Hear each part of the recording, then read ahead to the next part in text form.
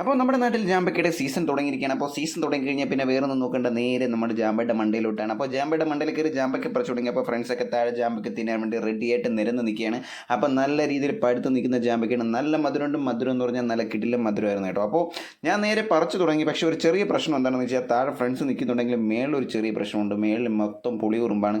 പുളിയുറുമ്പാണെങ്കിൽ കടിച്ചിട്ടിരിക്കാൻ പോലും പറ്റില്ല. പക്ഷേ ഇറങ്ങാനും പറ്റത്തില്ല. ഇറങ്ങിക്കഴിഞ്ഞാൽ താഴെ ഇരിക്കുന്നവർ കല്ലെടുത്ത് എറിയുമെന്ന് പറഞ്ഞാൽ മൊത്തത്തിൽ ഞാൻ കയറി പറിക്കാമെന്ന് പറഞ്ഞിട്ട് ചാടിക്കയറിയാണ്. ഇനി പറിച്ചിട്ട് ഇറങ്ങിയാൽ മതി എന്നാണ് അവർ പറഞ്ഞിട്ടുള്ളത്. അപ്പം നേരെ പറിച്ചു തുടങ്ങിയെന്ന് പറഞ്ഞാൽ കുറേ സമയം എടുത്തെങ്കിലും കൈയും കാലും എല്ലായിടത്തും നമ്മളെ ഉറുമ്പ് കടിച്ച് ഒരു മയമാക്കി വെച്ചിട്ടുണ്ട്.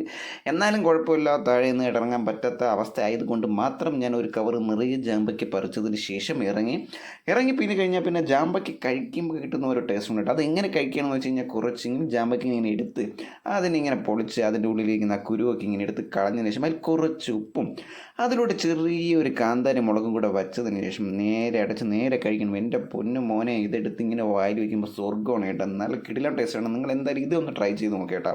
കിടിലം ടേസ്റ്റാണ്. അപ്പോൾ അടുത്ത് നല്ലൊരു കിടിലം വീഡിയോ ആയിട്ട് കാണുന്നവരെ ബൈ.